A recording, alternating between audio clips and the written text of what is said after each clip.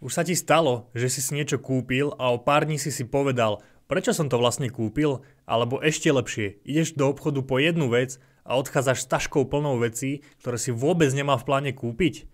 No nie si v tom sám a ja ti dnes ukážem, prečo sa to deje a ako to využiť v prospech tvojho biznisu. Poďme na to. Vedel si, že podľa štatistík až 80% nákupov je neplánovaných? To znamená, že len 20% vecí, ktoré kúpime, sme skutočne plánovali. Prečo je to tak? Lebo marketing a psychológia predaja sú tak dokonalo prepracované, že nás dokážu presvedčiť, že niečo potrebujeme. Napríklad, ideš si kúpiť len jeden konkrétny produkt, ale na konci skončíš s plným košíkom. Keď niečo kupujeme, náš mozog sa správa veľmi zaujímavo. Uvoľňuje sa dopamín, čiže hormón šťastia. Takže v tej chvíli máme pocit, že robíme skvelé rozhodnutie, ale realita je taká, že veľakrát ide len o impuls. Nakupujeme aj zo sociálneho tlaku. Vidíme influencerov, známych, ktorí majú niečo nové a tak máme pocit, že to musíme mať aj my. Ale naozaj to potrebujeme? Obchody presne vedia, ako nás manipulovať, aby sme kupovali viac. Možno si to aj neuvedomuješ, ale všetko od usporiadania regálov až po hudbu na pozadí je navrhnuté tak, aby si v obchode strávil čo najviac času a minul čo najviac peňazí. Poďme si rozobrať pár trikov, ktoré na nás používajú. Farby a hudba. Teplé farby ako červená a oranžová nás podnecujú k impulzívnym nákupom. Pomalá hudba nás pomaluje, takže v obchode zostávame dlhšie. Zľavy a obmedzené ponuky. 50% len dnes. Alebo posledné kusy skladom. Hneď cítime tlak, že musíme konať. Umiestnenie produktov. Najpotrebnejšie veci ako chlieb a mlieko sú vždy vzadu, aby sme si prešli celým obchodom. Online reklamy. Sociálne siete a vyhľadávače sledujú, čo pozeráme a potom nám ponúkajú reklamy presne na to, čo nás zaujíma. Už sa ti stalo, že si niečo len spomenul a o pár hodín si videl na ten produkt reklamu? Myslíme si, že nakupovanie je o rozume, ale pravda je, že väčšinou rozhodujú emócie. Keď si niečo kúpime, náš mozog nás okamžite odmení dopamínom, cítime sa dobre, ale efekt je krátkodobý. O pár dní si môžeme uvedomiť, že sme vec vôbec nepotrebovali a takto sa cyklus opakuje.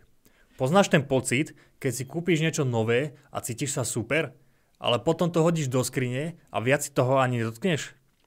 To je presne ten krátkodobý efekt dopamínu. Preto sa hovorí o retail therapy, ľudia nakupujú, keď sú smutní alebo v strese, lebo si myslia, že sa budú cítiť lepšie. A na chvíľu to aj funguje, ale potom príde realita. Teraz, keď už vieme, prečo nakupujeme impulzívne a ako nás obchody manipulujú, poďme sa pozrieť na to, ako tieto poznatky využiť v podnikaní. Ak si podnikateľ alebo premýšľaš o rozbehnutí vlastného biznisu, tieto psychologické a marketingové princípy ti pomôžu zvýšiť predaje a získať lojálnych zákazníkov. Bez ohľadu na to, či predávaš v kamennom obchode alebo online, musíš premyslieť každý detail nákupného správania. Usporiadanie produktov, farby a hudba a celková atmosféra môžu zásadne ovplyvniť správanie zákazníka. Najdôležitejšie produkty umiestniť do úrovne očí alebo na miesta s najväčšou pozornosťou. Môže to byť hlavička webu, hlavná stránka e-shopu alebo vstup do predajne. Ak chceš podnetiť impulzie na nákupy, použij červenú a oranžovú farbu. Ak chceš vytvoriť pocit dôvery a luxusu, siahni po modrej alebo čiernej. Pomalá hudba predĺžuje čas strávený v predajni, zatiaľ čo dynamická hudba môže zvýšiť impulzívne nákupy. Ceny nie sú len o číslach, sú o tom, ako ich zákazník vníma. Tu je niekoľko techník, ktoré môžeš využiť. Magická cena 9,99 namiesto 10 eur. Funguje to, pretože zákazník číta ceny zľava doprava a vníma ich ako nižšie. Najprv ukáž vyššiu cenu, aby sa tá nižšia zdala výhodnejšia. Napríklad pôvodná cena 50 eur, teraz len za 29,99. Len dnes, posledné kusy skladom, zľava končí o 3 hodiny. To všetko vytvára psychologický tlak na nákup. 2+1.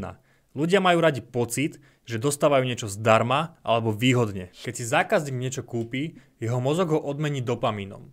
Ak chceš, aby sa vracal, musíš tento efekt posilniť a udržať. Napríklad zbieranie bodov, odmeny za opakované nákupy.